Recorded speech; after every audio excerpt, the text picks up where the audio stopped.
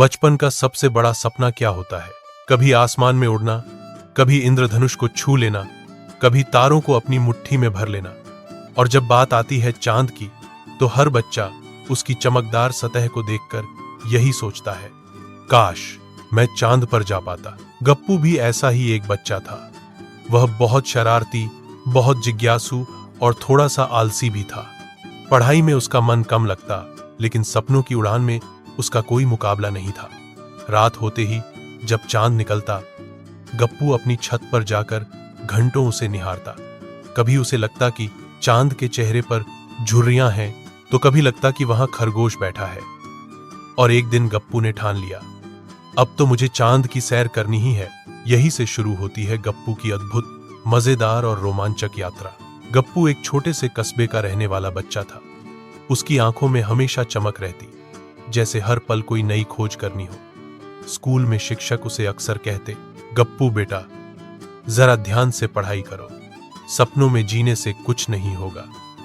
लेकिन गप्पू मन ही मन मुस्कुराता और सोचता, क्यों नहीं होगा, सपने ही तो असली जिंदगी को रंगीन बनाते हैं। गप्पू और उसका चांद। गप्पू की सबसे बड़ी आदत थी रात को छत पर बैठकर चांद से बातें करना। चांद भाई, तुम कितने सुंदर हो। सब कहते हैं कि तुम पर कोई खरगोश बैठा है। सच में क्या वहां खरगोश है? क्या तुम्हारे पास घर होते हैं जैसे हमारे यहां होते हैं? तुम इतने दूर क्यों हो? पास क्यों नहीं आते? बेशक चांद जवाब नहीं देता, लेकिन गप्पू को लगता कि उसकी चमकती रोशनी उसके सवालों का जवाब है। एक रात गप्पू ने निश्चय कर लिया, मैं चांद पर जरूर जाऊंगा। चाहे लोग हंसे, चाहे कहें कि पागल है, पर मुझे अपनी आंखों से चांद को देखना है। कस्बे में एक बुजुर्ग वैज्ञानिक रहते थे, डॉ शर्मा। सब बच्चे उन्हें विज्ञान अंकल कहते थे। उनके पास ढेरों किताबें, दूरबीन और प्रयोगशाला जैसी छोटी सी जगह थी। गप्पू रोज उनसे मिलने चला जाता। अंकल, चांद कितना दूर है? अंकल, क्या वहां वाकई बर्फ है? क्या मैं वहां जाकर घूम सकता हूं?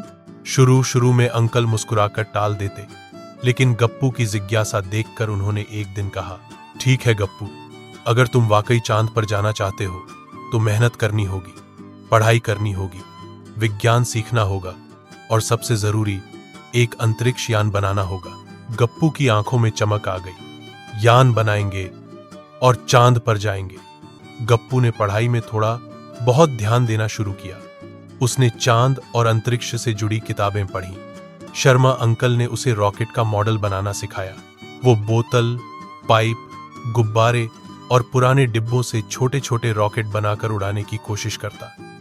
कभी रॉकेट जमीन पर ही फट पड़ता, कभी हवा में थोड़ा सा उड़कर गिर जाता, लेकिन गप्पू हिम्मत नहीं हारता। माँ पापा उसकी शरारतों से परेशान हो जाते। गप्पू, अब ये घर को प्रयोगशाला मत बना देना, किताबों पर ध्यान दो। गप्पू कहता, माँ मैं पढ़ रहा हूं। लेकिन चांद पर जाने की पढ़ाई। गांव के बच्चे और पड़ोसी गप्पू का मजाक उड़ाते, अरे देखो ये चांद पर जाएगा, हा हा हा। अरे ये तो अपनी साइकिल भी ढंग से नहीं चला सकता और चांद पर जाएगा। लेकिन गप्पू की नजरें हमेशा आसमान पर रहती। उसे विश्वास था कि सपने पूरे होते हैं। पहली उड़ान की कोशिश। शर्मा अंकल ने कहा, गप्पू अब तुम्हें असली प्रयोग करना चाहिए।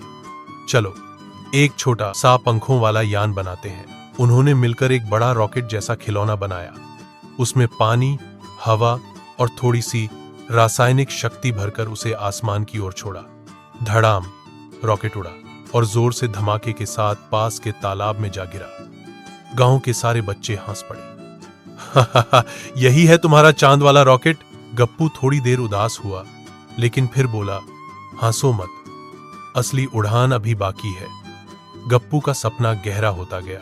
रात को वह छत पर लेट गया और आसमान की ओर देखने लगा। चांद भाई, मैं आ रहा हूं, बस थोड़ा इंतजार करो। उस रात गप्पू को सपना आया, वह स्पेस सूट पहनकर रॉकेट में बैठा है। रॉकेट आग उगलते हुए आसमान में उड़ रहा है और धीरे धीरे नीला आसमान काला हो जाता है।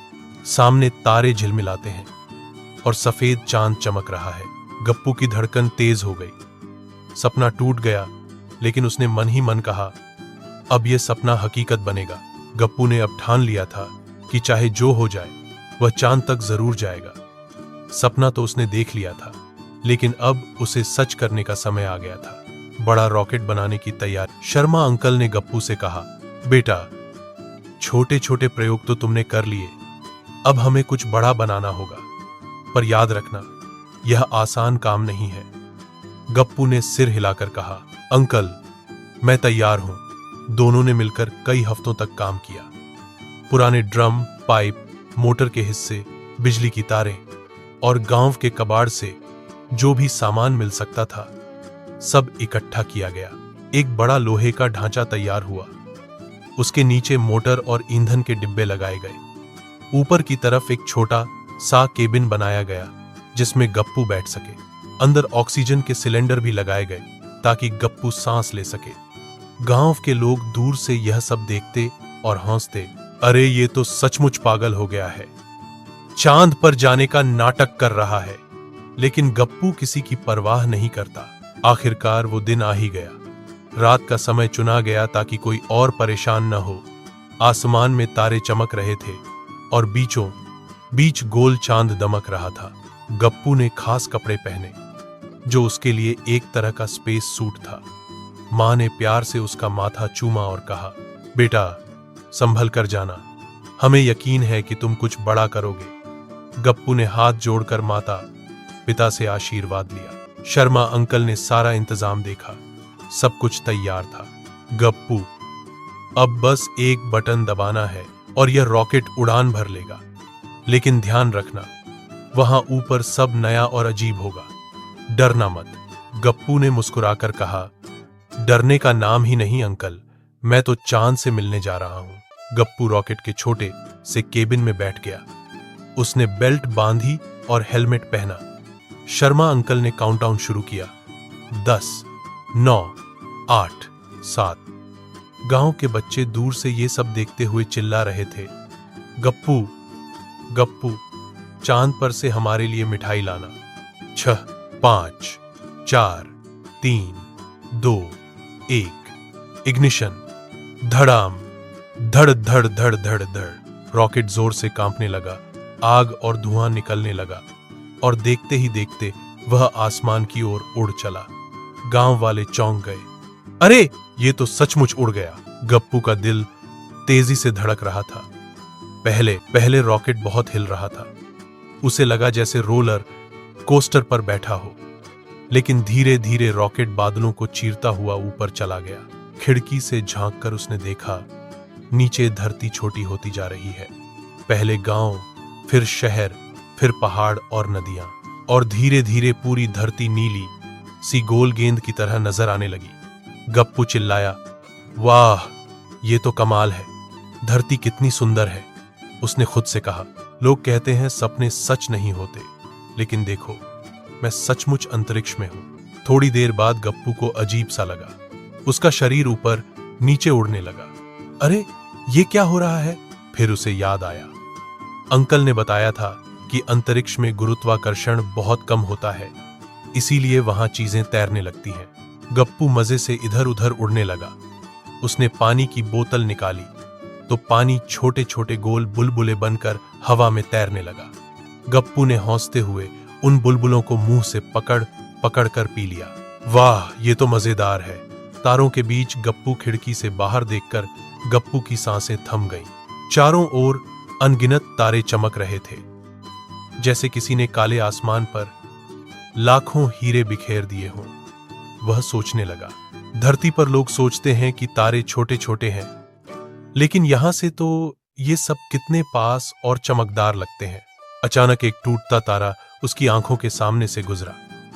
गप्पू ने तुरंत मन ही मन इच्छा मांगी, हे टूटते तारे, मेरी चांद की यात्रा सफल बनाना।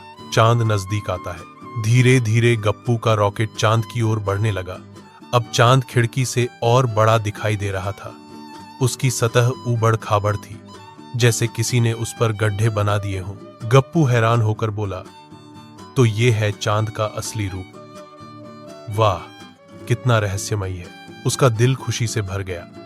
अब उसे लग रहा था कि वह सचमुच किसी नई दुनिया में कदम रखने वाला है। कुछ घंटों की लंबी यात्रा के बाद गप्पू का रॉकेट चांद के पास पहुंच गया। उसने धीरे धीरे चांद की सतह पर उतरना शुरू किया। धड़ाम, रॉकेट थोड़ी हिचकोलों के साथ चांद की मिट्टी पर उतर गया। गप्पू ने गहरी सांस ली और कहा, वाह, अब तो मैं सचमुच चांद पर हूं। उसने धीरे धीरे दरवाजा खोला और बाहर कदम रखा। उसके पैरों के नीचे सफेद सी धूल फैली थी। गप्पू ने हल्का सा उछाल मारा और वह ऊपर ऊपर तैरने लगा। ओह, यहां तो कूदो तो उड़ जाते हो, कितना मजा आ रहा है। उसने अपनी जेब से झंडा निकाला और चांद की मिट्टी में गाड़ दिया। ये रहा गप्पू का निशान। अब सबको पता चलेगा कि गप्पू यहां आया था। चांद पर अकेलापन, लेकिन थोड़ी देर बाद उसे लगा यहां चारों ओर शांति है। न कोई हवा, न कोई पेड़, न कोई जानवर, न इंसान। सिर्फ ऊबड़ खाबड़ जमीन और काले आसमान में चमकते तारे। गप्पू ने सोचा, ये जगह कितनी सुंदर है, लेकिन कितनी सुनसान भी। उसी वक्त उसे अजीब सी आवाज सुनाई दी, स्वागत है गप्पू। गप्पू चौंक गया। ये किसकी आवाज थी? उसने इधर उधर देखा और तभी उसकी नजर पड़ी। सामने कुछ अजीब से प्राणी खड़े थे। उनके शरीर गोल थे, हाथ पैर छोटे और उनकी आंखें बड़ी बड़ी चमक रही थीं। गप्पू की सांस अटक गई। हे भगवान, क्या ये चांदवासी हैं? गप्पू स्तब्ध खड़ा था। सामने कुछ अजीब से प्राणी खड़े थे। उनके शरीर गोल मटोल चमकीले जैसे चांदी से बने हों। उनके सिर पर छोटे छोटे एंटीना थे और बड़ी बड़ी आंखें रोशनी जैसी चमक रही थीं। गप्पू ने डरते डरते पूछा, कौन हो तुम लोग? तभी उनमें से एक ने मुस्कुराते हुए कहा, हम चांदवासी हैं। और तुम गप्पू हो ना? हमने तुम्हारे सपनों की आवाज सुनी थी, इसीलिए तुम्हारा इंतजार कर रहे थे। गप्पू और चांदवासी गप्पू हैरान रह गया। क्या तुम्हें मेरा नाम भी पता है? चांदवासी बोले, हाँ, जब भी तुम रात को चांद से बातें करते थे, हमें सब सुनाई देता था। तुम्हारे सपनों की गूंज यहां तक आती थी। हम जानते थे कि एक दिन तुम जरूर आओगे। गप्पू की आंखों में चमक आ गई। वाह, तो मेरी बातें सचमुच पहुंचती थीं और लोग कहते थे कि मैं पागल हूं। चांदवासी हंस पड़े। पागल नहीं, सपने देखने वाले, और सपने ही असली ताकत होते हैं। चांदवासी गप्पू को अपने शहर की ओर ले गए। गप्पू ने देखा कि चांद की सतह के नीचे गुफाओं जैसा एक अद्भुत संसार था। वहां चमकीले क्रिस्टल की इमारतें थीं। सड़कें चांदी जैसी रोशनी से दमक रही थीं। छोटे छोटे बच्चे चांदवासी उछल कूद कर रहे थे। हवा जैसी कोई चीज नहीं थी, लेकिन वहां खास बुलबुले बने हुए थे जिनके अंदर वो सब आराम से रहते थे। गप्पू हैरानी से बोला, अरे, तो ये है चांद की असली दुनिया। गप्पू को भूख लगी थी। चांदवासी उसे एक बड़ी सी क्रिस्टल मेज पर ले गए। वहां खाने की अजीब चीजें रखी थीं। चमकीले हरे फल, जिन्हें खाने से मुंह में मिठास भर जाती। नीले रंग का रस, जो पीते ही शरीर हल्का और ताकतवर लगता। छोटे छोटे चमचमाते दाने, जो मुंह में डालते ही टॉफी जैसे लगते। गप्पू ने हंसते हुए कहा, वाह, ये तो हमारी धरती की जलेबी और समोसे से भी मजेदार है। चांदवासी बोले, हमारा खाना ऊर्जा से भरा होता है, यही हमें लंबा जीवन देता है। फिर गप्पू को बच्चों के खेल दिखाए गए। वहां बच्चे कूद कूद कर ऐसे ऊपर उड़ते जैसे पतंग। कोई खेल रहा था तारों की पकड़म पकड़ाई, तो कोई खेल रहा था चांद की सतह पर स्लाइडिंग। गप्पू भी बच्चों के साथ शामिल हो गया। उसने जोर से उछाल मारा और सचमुच 5-6 फीट ऊपर उड़ गया। सब हंसने लगे। फिर एक चांदवासी बच्ची ने एक अजीब वाद्य बजाया। उसमें से ऐसी मधुर ध्वनि निकली कि गप्पू मंत्रमुग्ध हो गया। वाह, हमारी धरती का हारमोनियम और बांसुरी तो इसके सामने कुछ भी नहीं। खेलते खेलते गप्पू ने चांदवासियों से पूछा, तुम्हारे यहां लड़ाई झगड़े नहीं होते? न कोई गंदगी, न प्रदूषण? चांदवासी मुस्कुराए, नहीं गप्पू, हम सब मिलकर रहते हैं। हमारी सबसे बड़ी दौलत एक दूसरे की मदद करना है। गप्पू को यह सुनकर बड़ा अच्छा लगा। उसने सोचा, काश हमारी धरती पर भी सब ऐसे ही मिलजुल कर रहते। फिर चांद के राजा ने गप्पू को एक बड़ा चमकीला क्रिस्टल दिखाया। यह है जीवन क्रिस्टल। इससे हमारी दुनिया रोशनी और ऊर्जा पाती है। लेकिन ध्यान रखना गप्पू, अगर धरती वाले कभी इसे पाने की कोशिश करें तो ये नष्ट हो सकता है। गप्पू ने गंभीर होकर कहा, मैं वादा करता हूं कि मैं कभी किसी को इस रहस्य के बारे में नहीं बताऊंगा। राजा ने उसे एक छोटा सा क्रिस्टल दिया। ये तुम्हारे लिए तोहफा है। जब भी तुम उदास हो इसे देखना, इसमें हमारी दोस्ती की चमक हमेशा रहेगी। गप्पू की आंखों में आंसू आ गए। धन्यवाद चांद भाइयों, मैं इसे हमेशा संभाल कर रखूंगा। धीरे धीरे गप्पू को याद आया कि उसे वापस भी लौटना है। अरे, अगर मैं देर से पहुंचा तो मां पापा परेशान हो जाएंगे, चांदवासी बोले। हां गप्पू, अब तुम्हें लौटना चाहिए, लेकिन याद रखना तुम हमारे दोस्त हो। जब चाहो सपनों में आकर हमसे मिल सकते हो। गप्पू ने सबको गले लगाया। मैं कभी तुम्हें भूल नहीं हूंगा। गप्पू फिर से अपने रॉकेट में बैठा। उसने हेलमेट पहना और हाथ हिलाकर सबको अलविदा कहा। अलविदा दोस्तों, मैं धरती पर जाकर सबको बताऊंगा कि सपनों की ताकत से सब कुछ संभव है। रॉकेट धीरे धीरे चांद की सतह से ऊपर उठा। गप्पू खिड़की से बाहर छौंक रहा था। चांदवासी हाथ हिलाकर उसे विदा कर रहे थे। गप्पू का रॉकेट चांद से उठकर धीरे धीरे अंतरिक्ष की ओर बढ़ रहा था। वह खिड़की से झांकता और आखिरी बार चांद की सतह देखता। चांदवासी अब छोटे छोटे धब्बों जैसे दिखाई दे रहे थे, लेकिन उनकी मुस्कुराहट गप्पू के दिल में हमेशा के लिए बस गई थी। गप्पू ने हाथ जोड़कर धीरे से कहा, धन्यवाद चांद भाई, धन्यवाद दोस्तों, मैं तुम्हें कभी नहीं भूलूंगा। रॉकेट अब अंतरिक्ष की गहराई में बढ़ चला था। तारे चमक रहे थे। धरती सामने नीली गेंद की तरह झिलमिला रही थी। कुछ घंटों बाद धरती पास आने लगी। गप्पू की आंखें नम हो गईं। वाह, ये मेरी धरती है। मेरी प्यारी माँ, पापा, दोस्त सब यही हैं। ये कितनी सुंदर है। सचमुच धरती से प्यारी जगह और कोई नहीं। उसने मन ही मन सोचा, हम लोग धरती की कदर क्यों नहीं करते। यहां तो पेड़ हैं, नदियां हैं, हवा है, जीवन है, और चांद पर सब कितना सूना था। धीरे धीरे रॉकेट धरती के वातावरण में दाखिल हुआ। तेज रोशनी और आग जैसी लपटें दिखाई देने लगी। गप्पू ने सीट बेल्ट कसकर बांध ली। हे भगवान, मुझे सुरक्षित उतार देना। कुछ देर हिचकोलों के बाद आखिरकार रॉकेट जमीन पर उतर गया। धड़ाम। गांव वाले पहले तो डर गए, लेकिन फिर जब रॉकेट का दरवाजा खुला और उसमें से गप्पू बाहर निकला तो सब हैरान रह गए। गप्पू सचमुच लौट आया। अरे, ये तो चांद से होकर आया है। सब लोग उसके चारों ओर जमा हो गए। गप्पू सबसे पहले दौड़कर अपनी माँ और पापा से लिपट गया। माँ की आंखों में आंसू थे। बेटा, तू सही सलामत वापस आ गया, यही सबसे बड़ी खुशी है। पापा ने गर्व से कहा, आज हमारे बेटे ने वो कर दिखाया है जो हम सोच भी नहीं सकते थे। गप्पू मुस्कुरा रहा था, लेकिन उसके चेहरे पर गंभीरता भी थी। गांव के सभी लोग इकट्ठा हो गए। सब जानना चाहते थे कि गप्पू ने चांद पर क्या देखा। गप्पू ने विस्तार से सबको बताया, कैसे उसने चांदवासियों से मुलाकात की, कैसे वहां की दुनिया अलग थी, बिना लड़ाई, बिना प्रदूषण, सब एक दूसरे की मदद करने वाले। कैसे उन्होंने उसे दोस्ती का तोहफा दिया। सब लोग मंत्रमुग्ध होकर सुनते रहे। फिर गप्पू ने गंभीर स्वर में कहा, दोस्तों, चांद बहुत सुंदर है, लेकिन वहां जीवन नहीं है जैसा हमारी धरती पर है। वहां पेड़ नहीं, नदियां नहीं, हवा नहीं। अगर हम अपनी धरती को संभाल कर नहीं रखेंगे तो एक दिन हमारी धरती भी सूनी हो जाएगी। लोग चुप हो गए। गप्पू ने आगे कहा, चांदवासियों ने मुझे सिखाया है कि सबसे बड़ी दौलत मिलजुल कर रहना है। हमें भी धरती पर एक दूसरे की मदद करनी चाहिए, प्रदूषण कम करना चाहिए और प्रकृति की रक्षा करनी चाहिए।